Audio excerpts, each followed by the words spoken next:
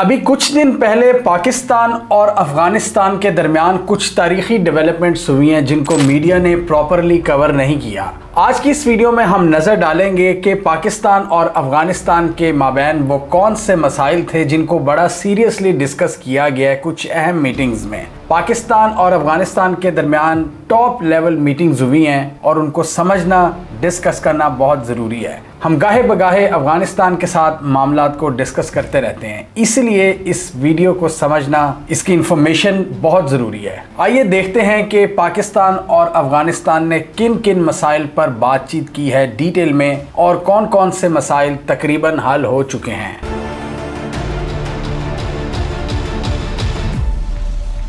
हमने देखा कि पाकिस्तान के फॉरेन मिनिस्टर इसहाक डार ने विजिट किया अफगानिस्तान का और वहां पर की ऑफिशियल से उन्होंने मुलाकातें की। अफगानिस्तान के साथ ताल्लुकात में बड़ा शदीद तनाव पैदा हो गया था पिछले कुछ महीनों में जब दोनों ममालिक ने एक दूसरे पर हमले किए थे।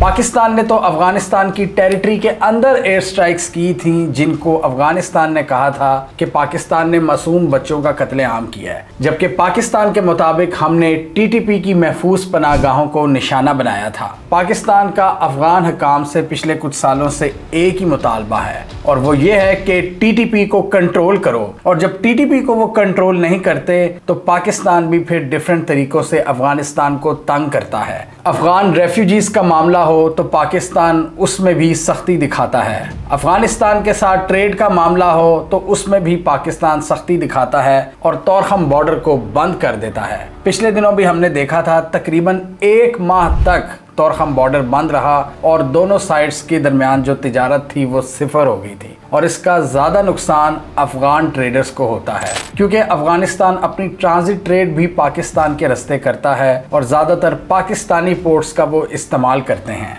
जो इनकी आलमी तिजारत का सिलसिला चलाए रखती है, और इसके अलावा ज़्यादा ट्रेड ये पाकिस्तान के साथ भी करते हैं। रिपोर्ट्स के मुताबिक इसहाक डार के विजिट से कबल जो पूरा ग्राउंड एक तैयार किया था इन मुज़ाकरात के लिए वो पाकिस्तान के एम्बेसडर हैं सादिक खान, जो अफगानिस्तान के हवाले से प्रो हैं, काफ़ी एक्सपर्ट हैं, और जब भी मामलात ख़राब होते हैं तो पाकिस्तान सादिक खान को आगे करता है अफगान हुकाम से बातचीत करने के लिए, और वो एक ज़बरदस्त निगोशिएटर हैं जो मामलात हल करते हैं। अभी हम देखते हैं कि वो क्या क्या इश्यूज़ हैं जिन पर बातचीत हुई है, और बहुत से मसाइल को तकरीबन फाइनलाइज कर लिया गया, हल कर लिया गया है। दोनों साइड्स ने इस बात पर इत्तफाक किया है कि डायलॉग को जारी रखा जाएगा। पाकिस्तान और अफगानिस्तान के दरमियान जो जॉइंट कोऑर्डिनेशन कमेटी है उसके दरमियान भी इंगेजमेंट रखी जाएगी। तो आइए चलते हैं उन मसाइल की जानिब, उन शिकायत की जानिब जो इन दोनों ममालिक को एक दूसरे से हैं। पाकिस्तान ने मुतादिद बार इनको याद कराया कि टीटीपी को कंट्रोल करो, नहीं तो फिर हम घुसकर हमले करेंगे, जो पाकिस्तान ने किया भी है, पाकिस्तान ने करके दिखाया है। पाकिस्तान के पास अफगानिस्तान के ऊपर एयरफोर्स की सुपीरियॉरिटी है जिसको वो इस्तेमाल करता है।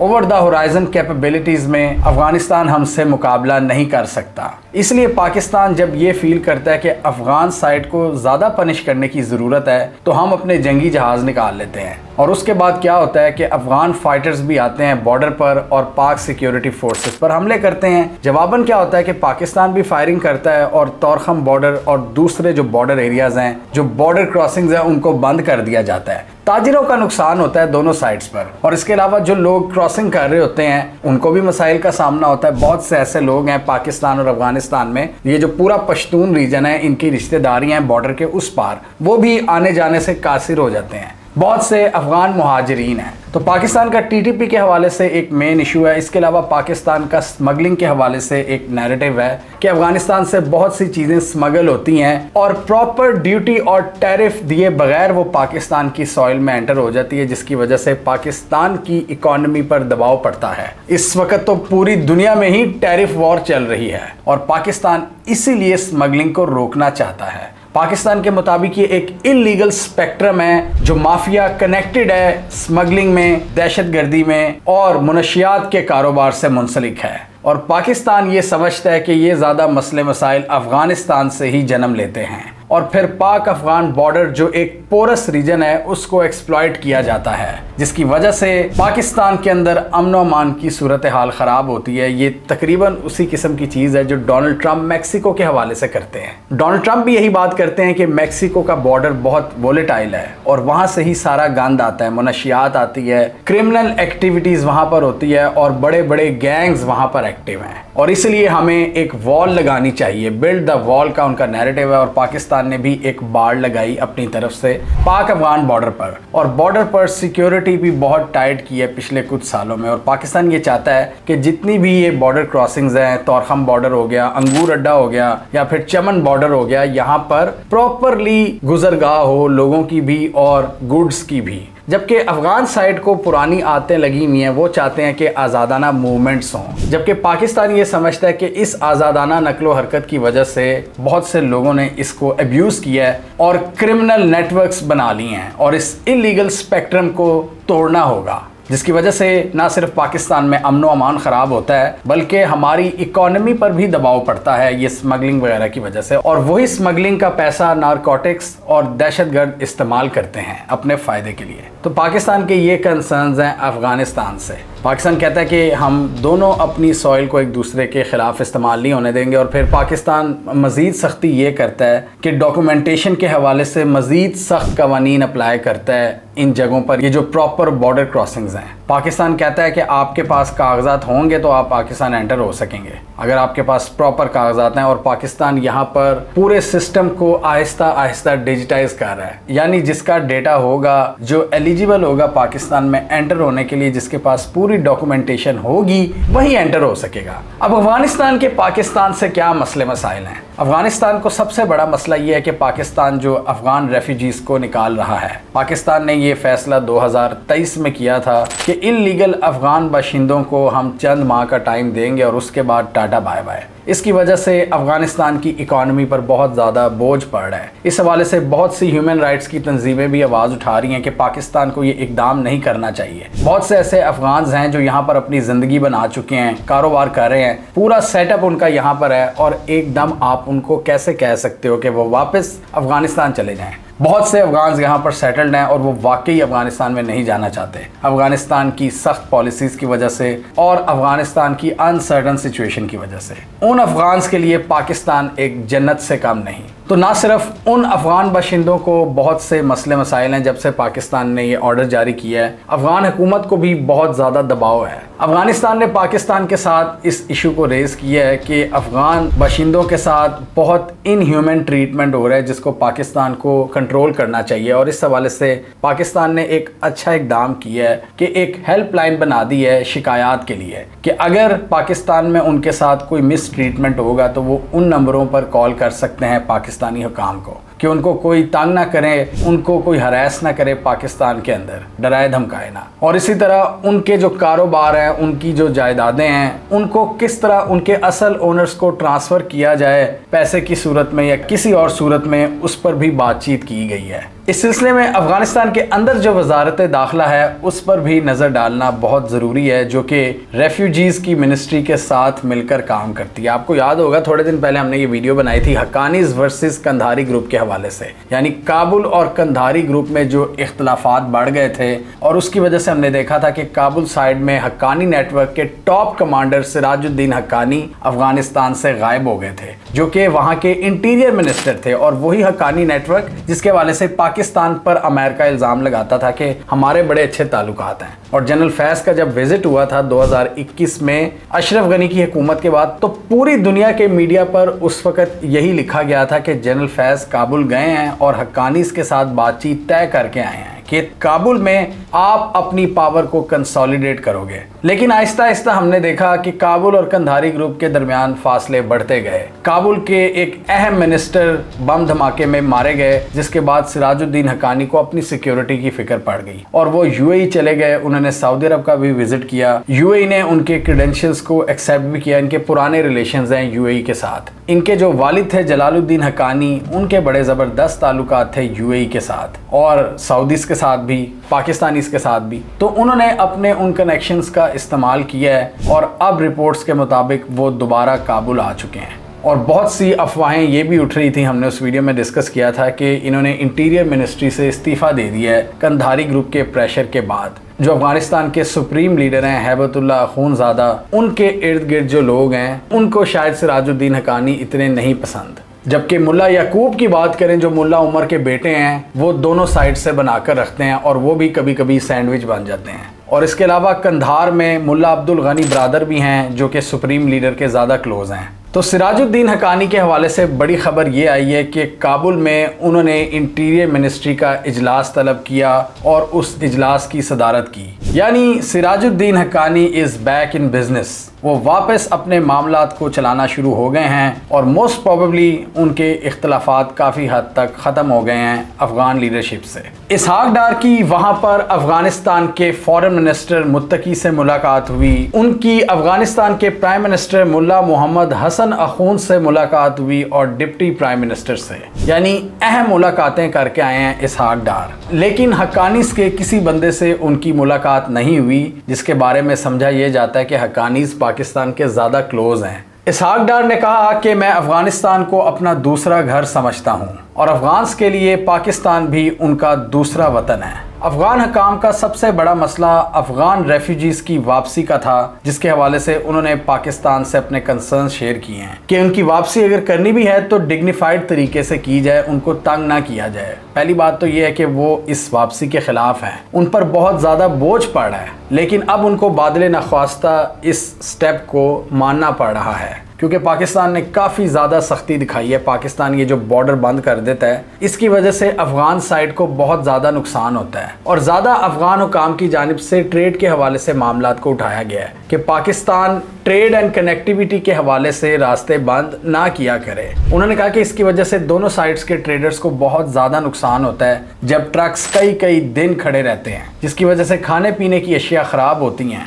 इसहाक डार ने इस हवाले से कहा कि हम एक transit track and trace system पर काम कर रहे हैं जो कि पूरे सिस्टम पर चेक एंड बैलेंस रखेगा, जिसके जरिए अफगान गुड्स की जांच पड़ताल की जाएगी और इससे ट्रेड का फ्लो मजीद स्मूथ होगा।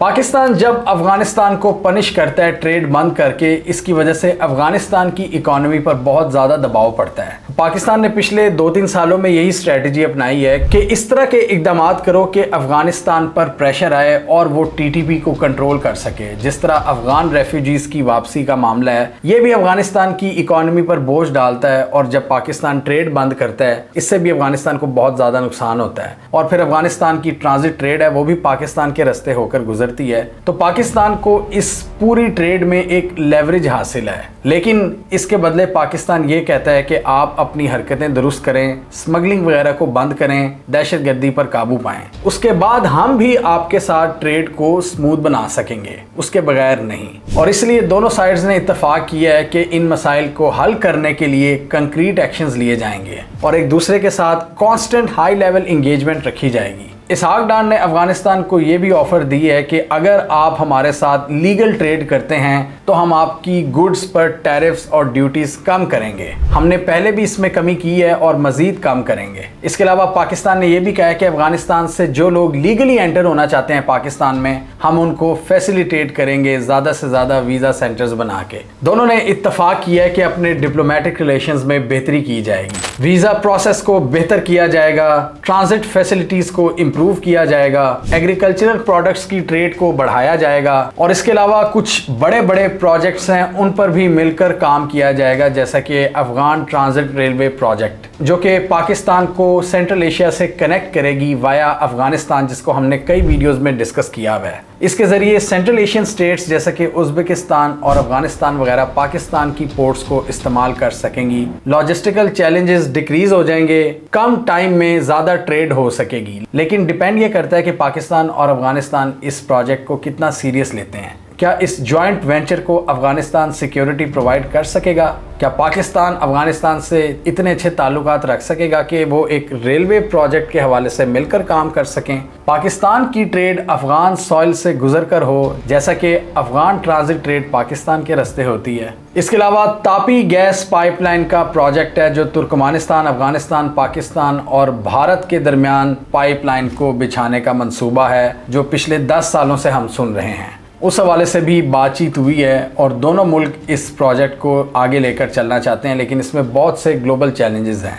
इन बड़े बड़े प्रोजेक्ट्स के हवाले से जॉइंट कमेटीज़ बनाने पर इत्तफाक हुआ है कि इन पर बातचीत जारी रखी जाएगी, चाहे ट्रांस अफगान रेलवे प्रोजेक्ट हो या तापी गैस पाइपलाइन का प्रोजेक्ट। पाकिस्तान ने अफगान साइड को बताया कि दोनों मुल्कों के दरमियान ब्रदरली रिलेशंस हैं और डीप रूटेड हिस्टोरिकल कनेक्शंस हैं जिनको हम नहीं भुला सकते, और उस बेस पर हम आगे बढ़ना चाहते हैं। उसके लिए हम भी कोशिशें कर रहे हैं और आप भी कोशिश करें, और दहशतगर्दी का हमारा जो मेन कंसर्न है उसको आप एड्रेस करें। पाकिस्तान का अफगानिस्तान के साथ बेहतर ताल्लुकात कायम करना बहुत ज़रूरी है और उसको हमने कई वीडियोस में डिस्कस किया हुआ है। पाकिस्तान का जो पुराना ख्वाब है सेंट्रल एशिया से कनेक्ट करने का, वो अफगानिस्तान के ज़रिए ही पूरा हो सकता है। अगर हमारे दरमियान चपकलिश रहेगी तो वो ख्वाब कभी पूरा नहीं होगा। हम सेंट्रल एशिया के बाद आगे यूरोप से भी कनेक्ट कर सकते हैं। पहले रशिया आता है, लेकिन सेंट्रल एशिया, रूस और फिर यूरोप, ज़मीनी रास्ते के ज़रिए बहुत से कनेक्शंस बन सकते हैं, लेकिन उसके लिए ज़रूरी है कि दोनों मुल्कों के दरमियान ताल्लुकात दुरुस्त हों।